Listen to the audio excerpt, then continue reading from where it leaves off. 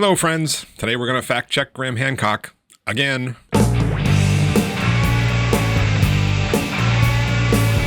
Okay, this clip I'm going to play comes from a video that Graham Hancock recently posted to his YouTube channel. It's about 45 minutes into the talk. On 16th April 2024, during the debate itself, when Flint confidently proclaimed, "I did not say that Graham reinforces white supremacist ideas." On the same day, however, he had arranged for an article that he had pre-written to be published in Sapiens Anthropology magazine, in which he states, Hancock and other pseudo-archaeologists center white Europeans as able creators while chalking up the accomplishments of other peoples to outside influences, end quote.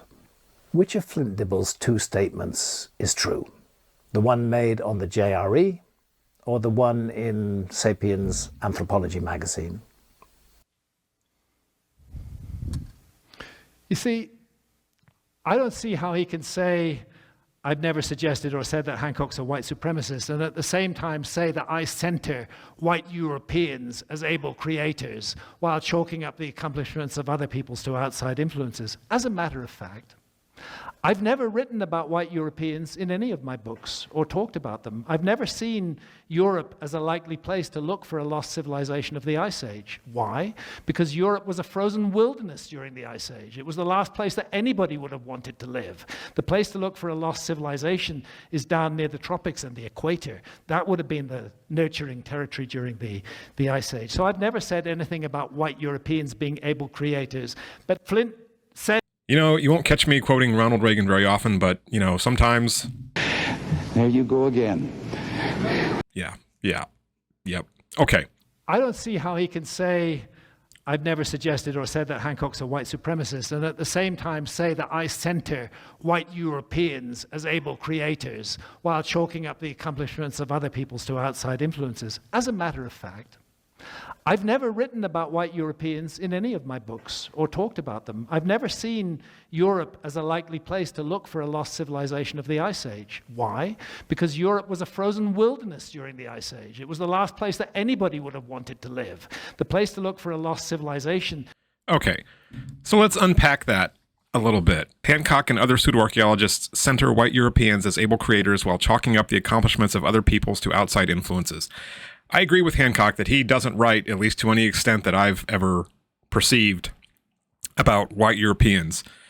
A lot of other pseudo-archaeologists don't either, and that's part of the issue I think that Flint is getting at here, is that we never question where these great European monuments and ideas came from, because of course they just came from Europeans. They were indigenous to Europeans.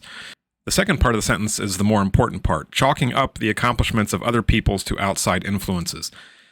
And then Hancock goes on to kind of conflate these for you and said, well, I would never say that, you know, Europeans were this advanced civilization that were colonizing other peoples, or whatever he says there. Let's listen to what he says one more time. While chalking up the accomplishments of other peoples to outside influences. As a matter of fact, I've never written about white Europeans in any of my books. Fair point. Good. Or talked about them. I've never seen Europe as a likely place to look for a lost civilization of the Ice Age. Why? I cry foul. The sentence is not saying that Europe is from where the advanced civilization comes from. What the sentence is saying is that we leave the European accomplishments alone. We leave those to Europeans, and we take away the accomplishments of everybody else. And there's a sleight of hand right there, chalking up the accomplishments of other people to outside influences. The sentence doesn't say that he is chalking up the accomplishments of other people to Europeans. So you can argue that Europe was a bad place for an advanced civilization during the Ice Age because of the climate and everything else. Yeah, that's fine. Total red herring. Not what the sentence is saying. Not relevant. Graham Hancock absolutely does this all the time. Chalking up the accomplishments of other peoples to outside influences. It is actually fundamental to his argument, especially in the Western Hemisphere, in South America and Central America. If those civilizations of the Inka and the Maya and the Aztec were completely indigenous and had sprung up all on their own, which is what archaeology tells us, if that is true, then they are completely irrelevant to the idea of an advanced Ice Age civilization. what importance would they have if they were not a product of some kind of interaction with people from Atlantis or whatever? And you notice in the sentence, the Atlantis civilization, aliens, lizard people, those are the possible outside influences, some of them that Flint is listing. You know, Graham Hancock talks about Atlantis. He doesn't talk about aliens and lizard people. So the sentence isn't just about him, but it very much applies to him. I have taken the liberty of cobbling together about 10 minutes or so of Graham Hancock making this very point, that we can attribute the civilizations of South America and Central America to outside influences. So grab some popcorn, sit back and listen to a little bit of stuff, and then we'll talk about it on the other side. So I present to you, I wouldn't even call it, it would be too much to call it a supercut, but it's a cut. I've spliced some of this stuff together. It's all out there in his words, in his books, in his presentations, that this is absolutely fundamental to his thesis that those societies did not build themselves. They had outside help, and that outside help came from people that were quote-unquote Caucasian, pale, white. That's what we find in the earliest archaeological strata of Central America. It's a great mystery. We don't find images of Central American Indians. What we find, and what we only find in these ancient strata, thousands of years old, are images of proud and charismatic African men and bearded European types, and this is thousands of years before the time of Columbus. Nobody knows who these people were. I think they may be the images of the quote-unquote gods, the survivors of this great lost civilization. The same, it transpires, was believed to be the case with the ancient inhabitants of Mexico before the arrival of Quetzalcoatl, the feathered serpent, who came to teach them the benefits of settled agriculture and the skills necessary to build temples. Although this deity is frequently depicted as a serpent, he is more often shown in human form, the serpent being his symbol and his alter ego, and is usually described as a tall, bearded, white man, a mysterious person, a white man with a strong formation of body, broad forehead, large eyes, and a flowing beard. What about those stories of Quetzalcoatl and those white-skinned, bearded strangers who came in remote prehistory, bringing civilization to Central America, and who were later driven out but promised to return? These bearded figures are found in the oldest archaeological strata of Mexico and are always associated with the imagery of the feathered serpent. An idol of Viracocha had stood in the Holy of Holies of the Coricancha. According to a contemporary text, this idol took the form of a marble statue of the god, a statue described as to the hair, complexion, features, raiment, and sandals, just as the painters represent the apostle Saint Bartholomew. Other accounts of Viracocha likened his appearance to that of Saint Thomas. I examined a number of illustrated ecclesiastical manuscripts in which these two saints appeared. Both were routinely depicted as lean, bearded, white men, past middle age, wearing sandals and dressed in long flowing cloaks. As we shall see, the records confirm this was exactly the appearance ascribed to Viracocha by those who worshipped him. Whoever he was, therefore, he could not have been an American Indian. They are relatively dark-skinned people with sparse facial hair. Viracocha's bushy beard and pale complexion made him sound like a Caucasian. Through all the ancient legends of the peoples of the Andes stalked a tall, bearded, pale-skinned figure, wrapped in a cloak of secrecy. And though he was known by many different names, in many different places, he was always recognizably the same figure, Viracocha. It began with a vivid description of a terrifying period when the earth had been inundated by a great flood and plunged into darkness by the disappearance of the sun. Society had fallen into disorder, and the people suffered much hardship. Then there suddenly appeared, coming from the south, a white man of large stature and authoritative demeanor. He was a scientist, an architect of surpassing skills, a sculptor and an engineer. He caused terraces and fields to be formed on the steep sides of ravines and sustaining walls to rise up and support them. He also made irrigating channels to flow, and he went in various directions, arranging many things. Viracocha was also a teacher and a healer, and made himself helpful to people in need. It was said that whenever he passed, he healed all that were sick and restored sight to the blind. This gentle, civilizing, superhuman Samaritan had another side to his nature, however. If his life were threatened, as it seems to have been on several occasions, he had the weapon of heavenly fire at his disposal. The legends were unanimous in their physical description of Viracocha. In one legend, Thunupa Viracocha was said to have been a white man of large stature, whose air and person aroused great respect and veneration. In another, he was described as a white man of august appearance, blue-eyed, bearded, without headgear, and wearing a kusma, a jerkin or sleeveless shirt reaching to the knees. Above all else, Viracocha was remembered in the legends as a teacher. Before his coming, it was said, men lived in a condition of disorder. Many went naked like savages. They had no houses or other dwellings than caves, and from these they went forth to gather whatever they could find to eat in the countryside. Viracocha was credited with changing all this, and with initiating the long-lost Golden Age, which later generations looked back on with nostalgia. All the legends agreed, furthermore, that he had carried out his civilizing mission with great kindness, and as far as possible had abjured the use of force.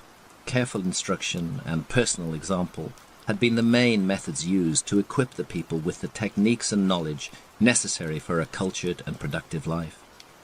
In particular, he was remembered for bringing to Peru such varied skills as medicine, metallurgy, farming, animal husbandry, the art of writing, said by the Incas to have been introduced by Viracocha but later forgotten, and a sophisticated understanding of the principles of engineering and architecture.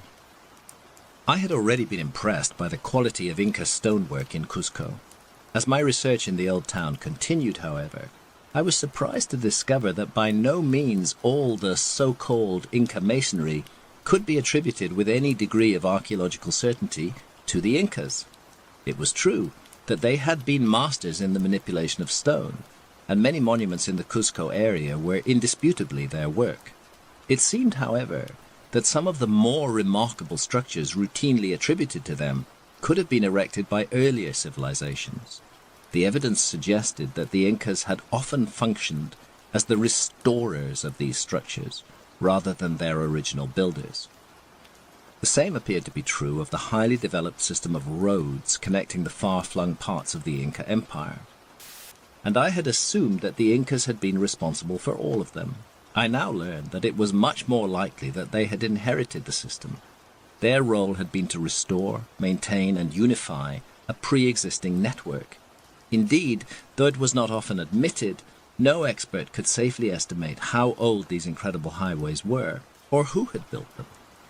The mystery was deepened by local traditions which stated not only that the road system and the sophisticated architecture had been ancient in the time of the Incas, but that both were the work of white, auburn-haired men who had lived thousands of years earlier. Because of an unpleasant mixture of political correctness and academic dogma, scholars have never really wanted to get to grips with the heart of the Olmec enigma. The dogma is that the Americas were peopled purely and simply by Asiatics who crossed the Bering Strait when it was a land bridge during the last ice age. The problem is that the stone faces left behind by the Olmecs aren't the faces of Asiatics. On the contrary, they show us people who are clearly and unmistakably proud and charismatic Africans, and other people who are clearly and unmistakably bearded Caucasians. The mix of races portrayed here raises fundamental questions about the prehistory of the Americas. Who were these conspicuous strangers who visited the New World thousands of years before Columbus? Mexico abounds with myths of bearded gods who came from across the sea after a great flood in boats that moved by themselves without paddles. One of the mysteries of these traditions is that the bearded gods are always associated with serpents, and that these serpents are always depicted with plumes. The feathered serpent was the legendary bringer of civilization to Central America, the teacher of astronomy and architecture.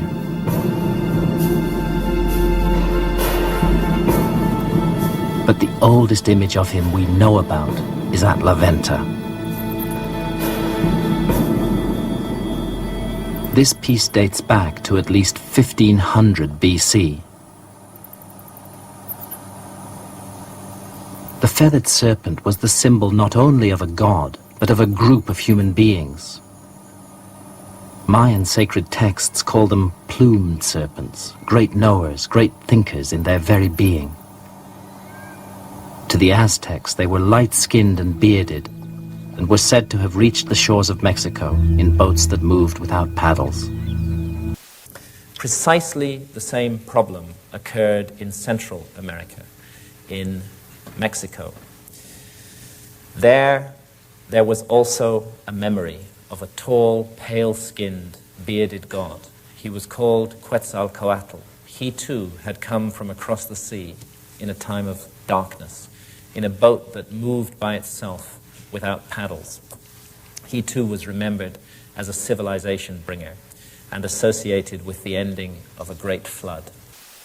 This memory of pale, bearded figures who do not look like Central American Indians is reflected in many stone carvings that are found in the earliest archaeological strata of Central America. I'll just show you a few of those bearded faces here from Monte Alban, and here a bearded figure with obviously not Central American Indian features from the Olmec area along the Gulf of Mexico. This figure would be dated at least to 1300 BC and may, on the same reasoning as those Olmec heads, be much older than that. There's another bearded figure, again from Monte Alban. And it's in precisely these same ancient archaeological strata that we find these African heads.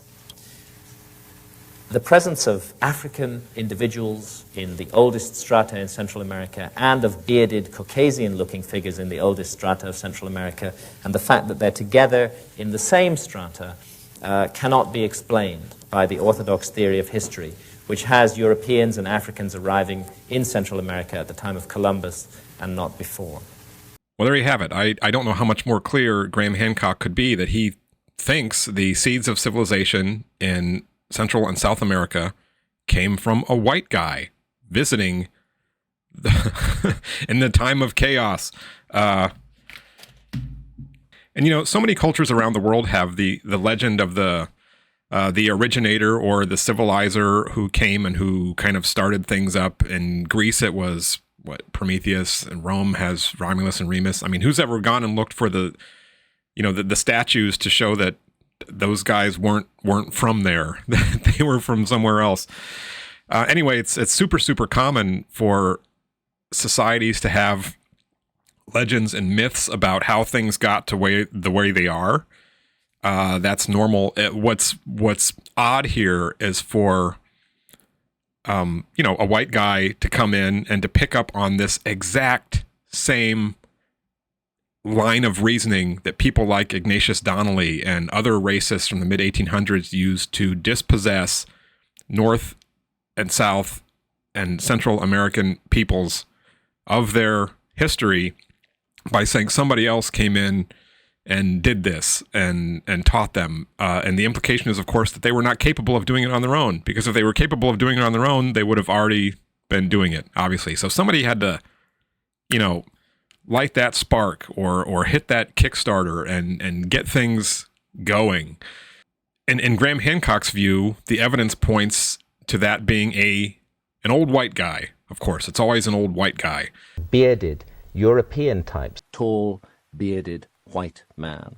A white man with a strong formation of body, broad forehead, large eyes, and a flowing beard. And those white-skinned, bearded strangers who came in remote prehistory, bringing civilization to Central America, and who Viracocha's bushy beard and pale complexion made him sound like a Caucasian. Tall, bearded, pale-skinned figure, a white man of large stature and authoritative demeanor, a white man of large stature, white man of august appearance, blue-eyed, bearded. Both were the work of white, auburn-haired men who had lived thousands of years earlier.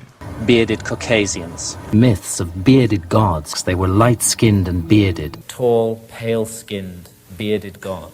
Pale, bearded figures who do not look like Central American Indians. Bearded faces. A bearded figure with obviously not Central American Indian features. Bearded figure. Bearded Caucasian-looking figures in the oldest strata of Central America. And he says that, what does he say here? Viracocha couldn't have been an American Indian because of his skin color and his beard. Newsflash, Native Americans can grow beards. I don't know if you tried Googling it. One very famous bearded Native American is one that the Spanish encountered, and that was Moctezuma. They described him as a guy with a beard. I guess don't mistake culture and grooming for genetics. There's a lot of stories that come out of this, but fundamentally, this idea that, oh no, don't accuse me of attributing the accomplishments of native peoples to somebody else. I would never do that because I never said that there was an advanced civilization in Europe. I've never even written about Europe. So separate those two things and focus on the part where he's not inserting some Caucasian or white person as the bringer of civilization to the entire Western Hemisphere, which he clearly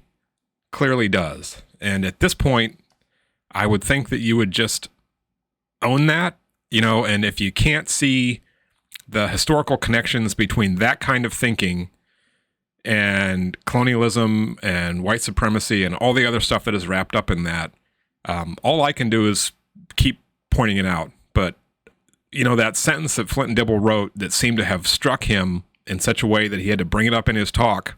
If your defense is, I've never written about Europeans, if that's the best you can do, I think that tells you something. So anyway, that's what I wanted to say about that. I am paying for this microphone, Mr. Have a good rest of your weekend, friends. Bye-bye.